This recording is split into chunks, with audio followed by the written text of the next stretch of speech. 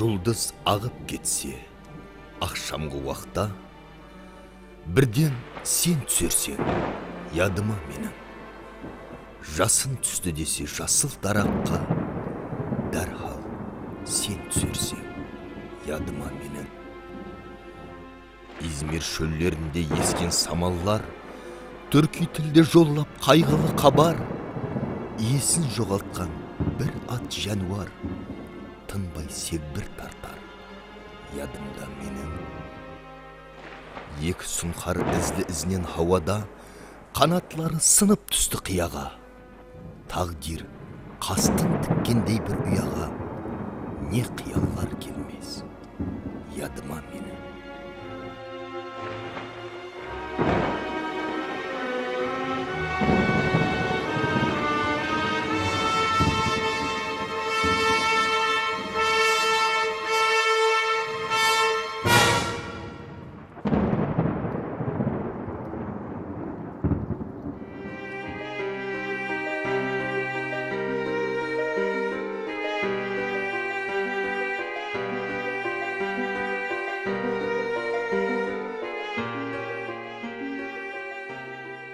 Өткен 20-шы әсір Қарақалпақ халқына ел жұрты, ватан игілігі үшін өз жанын піда еткен әжайып инсанларды берді. Солардың бірі Қарақалпақстан уәлаятлық атқару комитетінің баслығы болып істеген белгілі мемлекеттік қайраткер Көптілеу Нұрмұхамедов еді.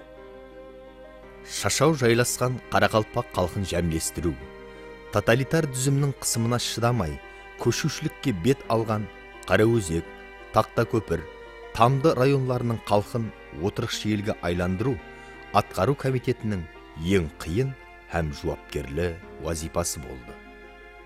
Бұл ұлы вазипаны ол күтілгеннен ағла дәрежеде орынлай білді.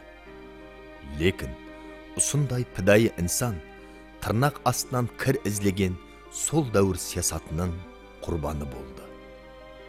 Солай етіп, біздің фильміміздің қаһарманы, келешектің ұлы алымы Марат Көптілеуұлы Нұрмұхамедов 7,5 жасында жетім қалды.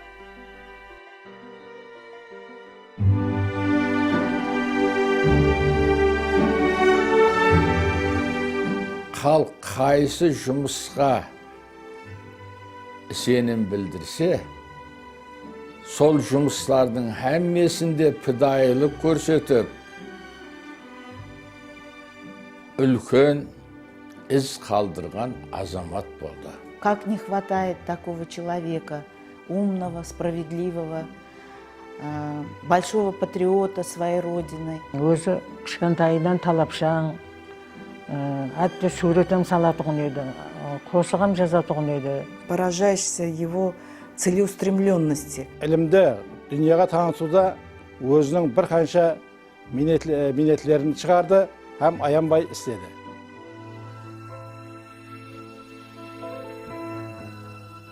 Дәуір кішкене Маратты тез есейтті. Ұрыс жыллары үлкен қыз апасы, һәм екі қарындасы ізбе-із қайтыс болып, оның шаңырағында қайғы үстіне қайғы болды.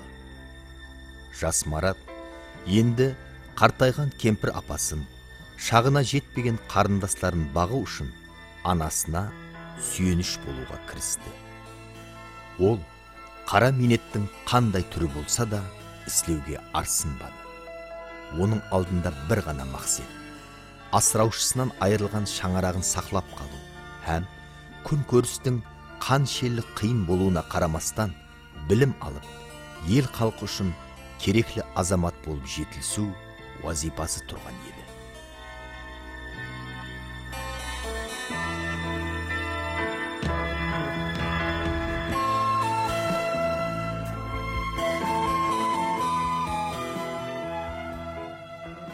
Отыз жетінші жылы ағамды түрмеге не қылғаннан кейін біздер Қожеліге көшіп келдік. бірақ халық дұшпанының перзенті, ұлы қызы деп, азмаз ағайын туғанларым онша келмей басылады. Ол уақытта біздер жаспыз, нең не екенін білмейміз.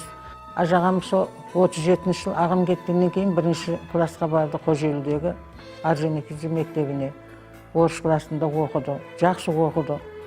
Өзі кішкентайынан талапшаң, әтті суретім салатығын еді, қосығым жазатығын еді. Мен өзім кілттайымнан соны таңлап отыратығын едім. Бірақ күнкөріс қатты қиын болды, ұрыстың басыланып кетті. Үйінде азаматы бар адамлардың күнкөрісі қатты қиын болды. Сол уақытлары білмеймін, ағамды танитын бір агронома, айту бір кісі келіп, сіздердің күнкөрісіңіз қиын ғой, сені детсадқа орналастырайын деп, анамды детсадқа орналастырды. Содан кейін біздер 45 жылда Шоманайға Мырзамұрат Абдуллаев деген ағайын адам еш неден қорықпастан біздерді Шоманайға көшіріп алып кетті. Сіздердің бұл қалада бүйтіп отырғаныңыз болмас. Соның арасында 45 жылы неге Маратты Нөкске алып кетті. Өзімнің әкемнің жалғыз қатындасы бар еді, Жұмагүл Нұрмұхамедова, мұғалім еді. Сол Нөкске әкеліп, экстрный оқытып, вечерный Пушкин мектебінде, Қожелідегі педучилищеде оқытып, сол уақытлары толық емес болса да институтқа алатығын еді. Институтта русский язык и литература факультетін өтісіп оқыды. Аспирантурасының оқып келіп, жақсы жұмысларда ішледі. Мен соның әммесінің гуасыман. Марат Нұрмұхамедов 1946-50 жылларда Қарақалпақ мемлекеттік педагогикалық институтының орыс тілі һәм әдебиеті факультетінде оқыды. Бұл білім дәргайында ол Нәжім Даухараев, Кенжебай Убайдуллаев, Жұмек Орынбаев, Қаллі Айымбетов сияқлы белгілі алымдардан тәлім алды. Тек тәлім алып қана қалмады. Кейін ала, олар менен пікірлес бола баслады. Һәм бұл ұмтылулар онда келешекте алым болу ниетін оятты. Менің басымда бір ой ұялап жүр, деп жазады ол күнделігінде. Бұл аспирантура. Оның жолында бір үлкен һәм тикарғы тосқындық тұрыпты. Ол менің күтә жарлы, көп жоғалтулар менен қайғы хәсіретлерді басынан кешірген семьям. Үлкен қызапам һәм әкем жоқ. Кемпір апам қартайған, қарындасым оқушы. Бірақ менің оқуды давам ету тілегім бұл тосқындықтардан 2 есе күшлі. Хақиқатында да оқуға деген ынтасы күшлі, еркі беккем жас Марат тұрмыстың бәрше тосқындықтарын жеңіп, ілім елеу үшін оқуын давам етті. Оллы жазушы болу үшін бақытсыз балалық білім һәм талант керек деген екен. Міне осы баха дүнияға белгілі болған талантлы ұлы ілімпаз Марат Көптілеуұлына да тиесілі десе болады. Оның минетлерінде жас Қарақалпақ ілімін бұрын көтерілмеген дәрежелікке апарды. Оны барлық ерлердің хүрметіне миясар қылды, һәм дүниядағы ілімнің жетіскерліктеріне қосты. Ол өзінің дөретушілік іскерлігінде Қарақалпақ әдебиятының теорияларын, методологиясын һәм практикалық мәселелерін шешті, һәм оған араласуға басқаларға бағдар берді. 1953 жылы Москва қаласындағы Шығыстану институтының іліми кеңесінде Марат Нұрмұхамедов Қарақалпақ совет әдебиятының рауажлануында рус әдебиятының тәсірі деген темада кандидатлық диссертациясын табыслы жақлап шықты.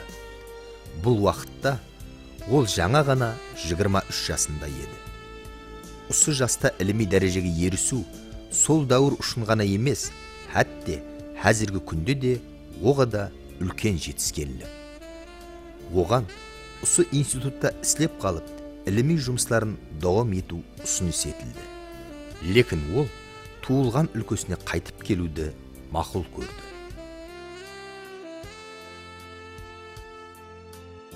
Қарақалпақ ілімі жаңа рауажданып басылаған сол 50-ші жыллары дәслеп Алпамыс дастаны, соң Бердақ шығармалары рухы халыққа жат шығармалар сипатында қараланып, жоққа шығарылды. Осындай құдалаулардың ақыбетінде бірінші ілім докторы Нәжім Даухараев қайтыс болды. Енді оның ісін давам еттіретұғын, Қарақалпақ ауыз-екі дөретпелерін жинап, һәм зерттейтұғын бірде-бір алым қалмады. Сондықтан бұл жұмыс 23 жасар Марат Нұрмұхамедовқа тапсырылды. Ол педагогикалық институт студентлерінен арнаулы топар жинап, комплексті экспедициялар жүргізді. Бердақ дөретпелерін толықтырып жинап, һәм зерттеу жұмыстарын жетілдірді. 1954 жылы сентябрьде Қарақалпақ тілі һәм әдебиетіне бағышталған ilmi-теориялық конференцияда ол шығып сөйлеп, Бердақ шығармаларына жаңаша ilmi көзқараспенен ұнамлы баха берді. Оны белгілі алымлар Баскаков, Толстоп, Жданколар қоллап қуатлады.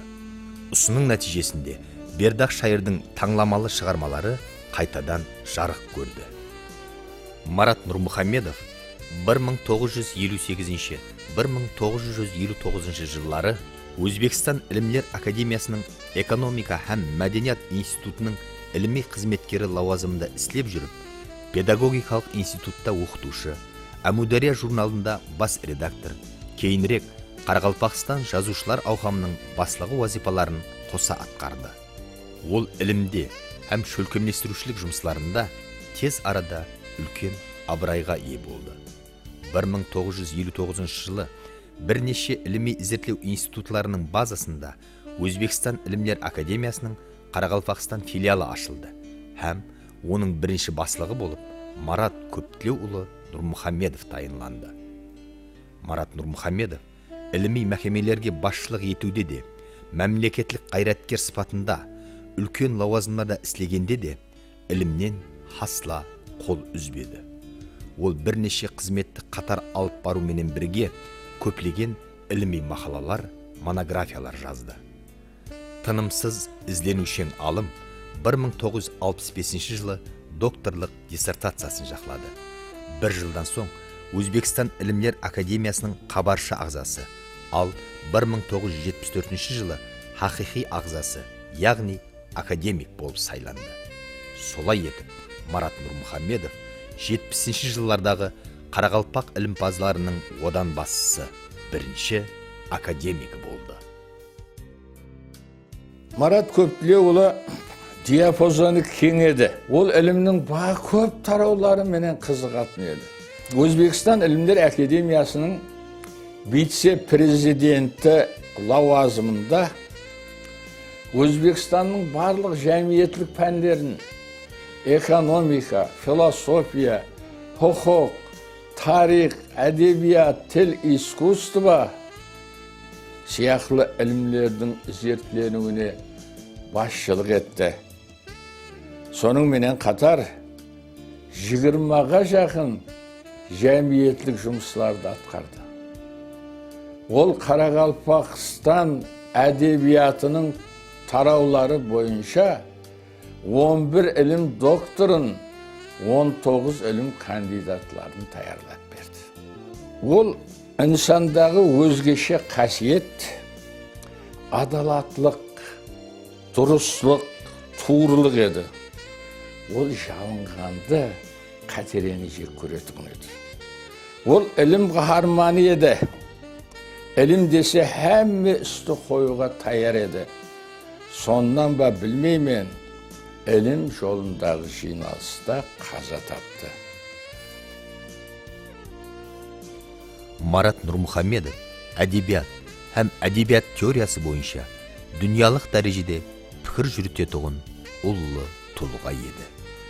Ол дүния әдебиеті менен бір қатарда әлбетте Қарақалпақ әдебиетін үзіліспесіз бақылап һәм ілми жақтан талқылап барды. Жолмырзай Мырзаевтың өмір баяны бұл белгілі дәрежеде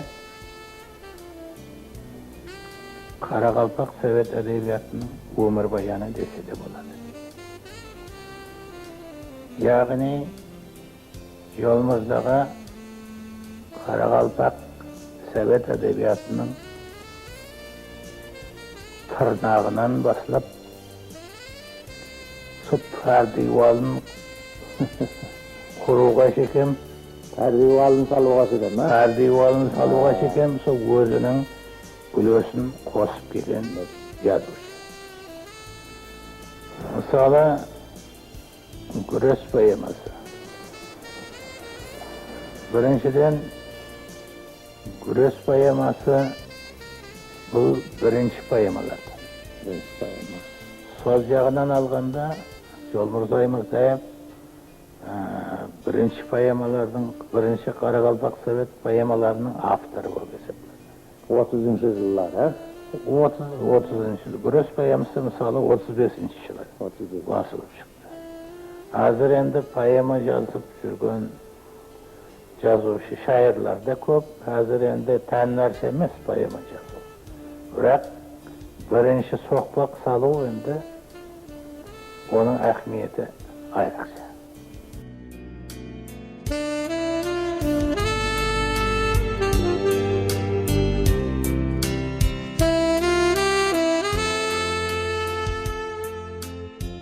Сейчас очень часто задаешь себе вопрос, что двигало родителями, в частности папой, который, вот мы сейчас понимаем, он был не просто дорог нам, детям, но и слышишь от многих жителей Каракалпакии, Узбекистана.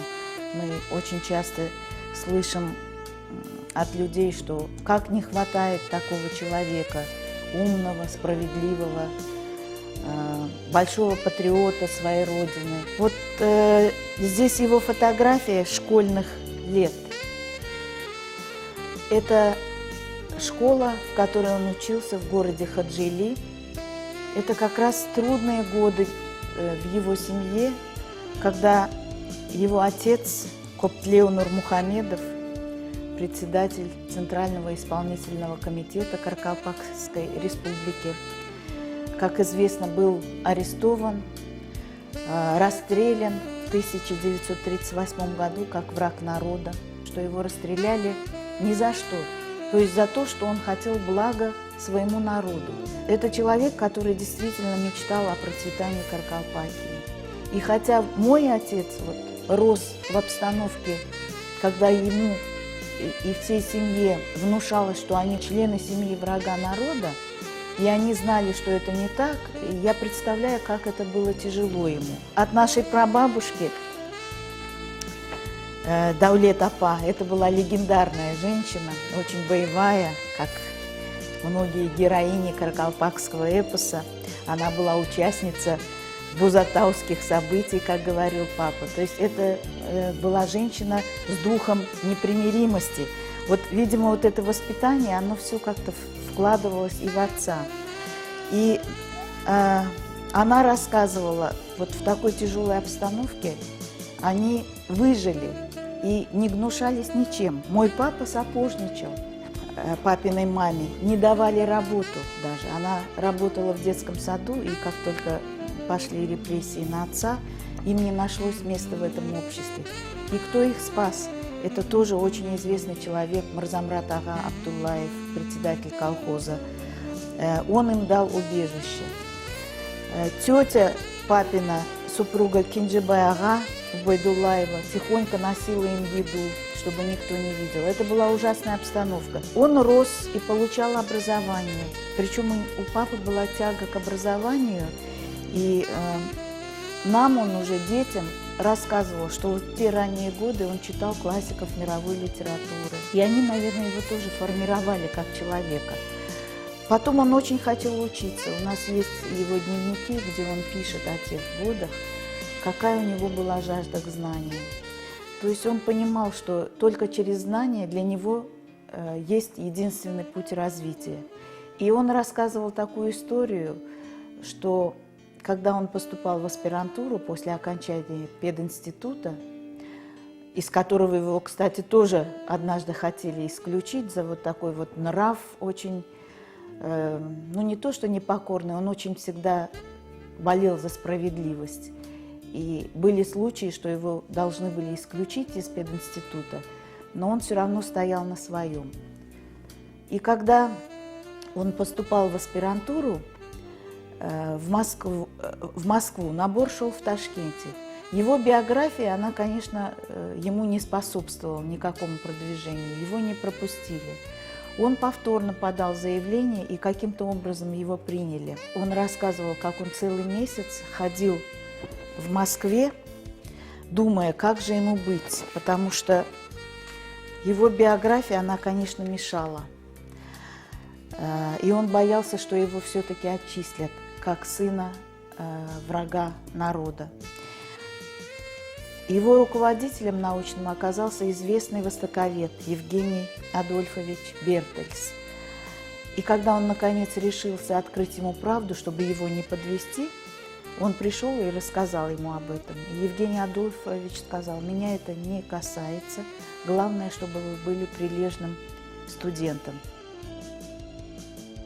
Көрнеклі алым Марат Нұрмұхамедов кейінгі 20 жыл дауымында Өзбекстан Ілімдер Академиясының президиум ағзасы, тіл білімі һәм әдебият тану бөлімінің академик секретары, Пушкин атындағы тіл һәм әдебият институтының директоры, Ілімдер Академиясының вице-президенті һәм басқа да қатар лауазымдарда қызмет етті.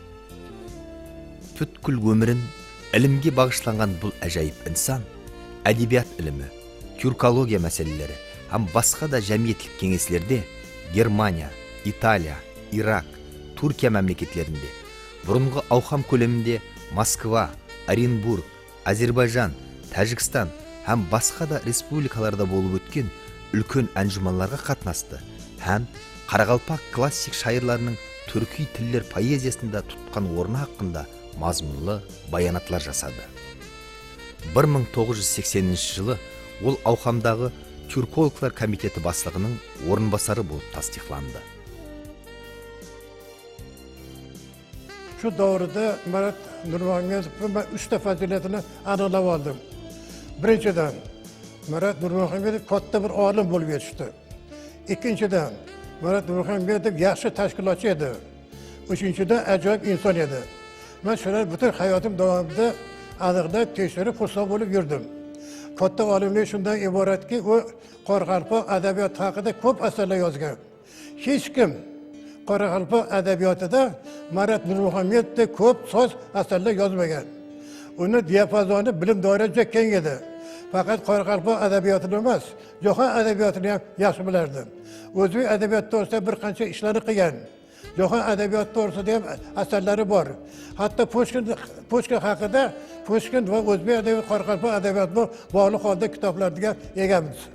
Ayniqsa uni yozgan Sudbi Narodov, Sudbi literatura asari juda katta qimmatga ega. Bu yerda jahon adabiyotida bo'lgan hodisalar, katta yirik yozuvchilar hammasi o'z aksini topgan. Chuqur tahlil qilgan masalalarni. Shundan ham biz bilamizki, Marat Nurmuhamedov kuchli katta olim edi. Yana bitta narsa yozgan uni. Adabiyot fani va ideologik kurash.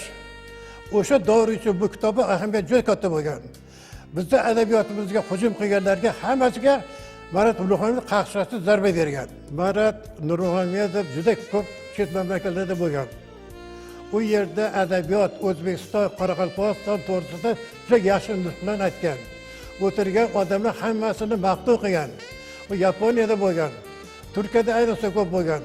Fransiyada, shu mamlakatlarning hammasida xalqimizni olqishini olib kelgan, obro'yini olib kelgan. O'zbek xalqi, Qoraqalpoq xalqi qanaqa ekanligini shu Marat Nurmuhamedov misolida yaxshi ko'rishgan, bilishgan, xalqimizga hurmati o'sha chet eldan ochib ketgan. Марат Нұрмұхамедов ilmde еріскен үлкен жетістіктері үшін бірнеше үкіметтік сыйлықтарға мияссар болды. Бердақ атындағы, Беруни атындағы мемлекеттік сыйлықтардың лауреаты еді. работая над дневниками Марата Нурмухамедова, конечно, вот поражаешься его целеустремленности.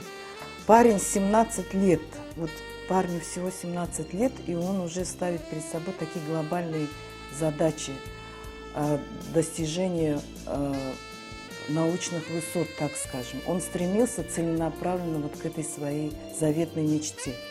И это вот все видно, как у него это поэтапно проходит, как он, значит, ставит себе в план сначала получить образование в институте, потом поступить в аспирантуру, и как он необходим для каракалпакского народа, как кадр, именно каракалпакский кадр, потому что в тот период в кадрах была проблема. Он в молодые годы создает в институте, у себя дома, это не было в институте, литературно-поэтический кружок, в который входит 4 человека. И для чего он это создает? Для того, чтобы мы, говорит, научились писать, чтобы мы научились писать, анализировать работу каждого из нас. То есть они собирались, вот кто их заставлял это делать? Не преподаватели, никто. Они сами собирались, 4 человека. Организатором был Марат. И сидели, что-то писали, потом обсуждали, указывали на ошибки того или другого. То есть человек всесторонне развитый и целеустремленный вот в такие молодые годы, вот это вот особенно меня вот поражает. Даже если я не его дочь, любого другого человека, который с этим столкнется, будь то спорт, будь то наука, будь то книги, он везде интересуется, он хочет знать. И что он хочет знать, это все это он делает. Вот идея его лозунг во имя своего народа. Я думаю, что человек в дневнике себя не будет обманывать себя, да? Это его душа. Я могу сказать, что можно только сожалеть, конечно, что Марат, вот папа, рано так ушел из жизни, что он не успел еще многого сделать для своего народа. Я думаю, что вот сейчас вот он очень необходим был бы своему народу и много бы сделал для его процветания. Раньше, конечно, многого нельзя было делать и говорить. Сейчас вот даются такие перспективы и возможности для работы, и он, конечно, бы это использовал. И использовал во благо именно своего народа. Он необходим вот именно своему народу вот сейчас. 1986 жыл 20 июнь.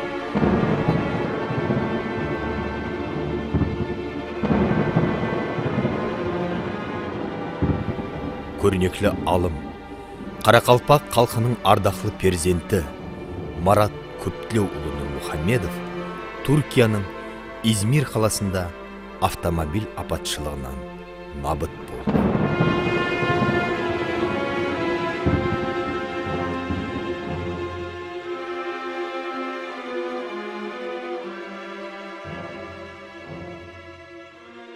Дұрыслықты бұрмалап, паңсып, назланып, ақ байталлық етіп, жағымпазланып, сөйлеп тұрғанларды көрсең, қиланып, мұдам сен түсірсең, ядыма менің.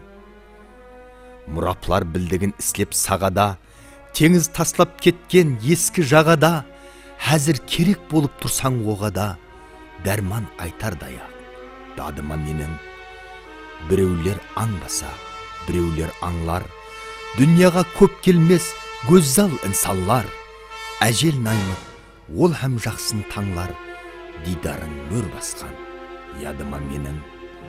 Измир шөллерінде ескен самаллар, түрки тілде жоллап қайғылы қабар, иесін жоғалтқан бір ат жәнуар, тынбай сегбір тартар, ядымда менің. Марат Нұрмұхамедов қысқа һәм мазмұнлы өмір кешірді. Ол өз өмірі дауамында әдебият ілімінде орнын жойтпайтұғын естелік орнатып кетті. Оның ісмін тек Қарақалпақ халқы емес, бүткіл түрки зыбан халықтардың алымлары һәм зиялылары ұзақ жылдар яд етеді.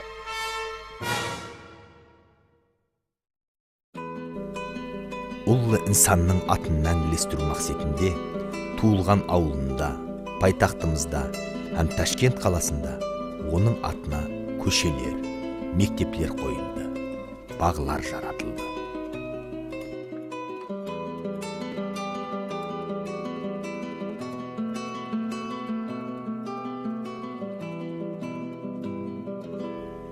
Ең үлкен естелік бүгінгі һәм келешек әулетлер қалбінде Марат Нұрмұхамедов өзінің өлмес мираслары менен инсанлар қалбінен әлі қашан жай алды.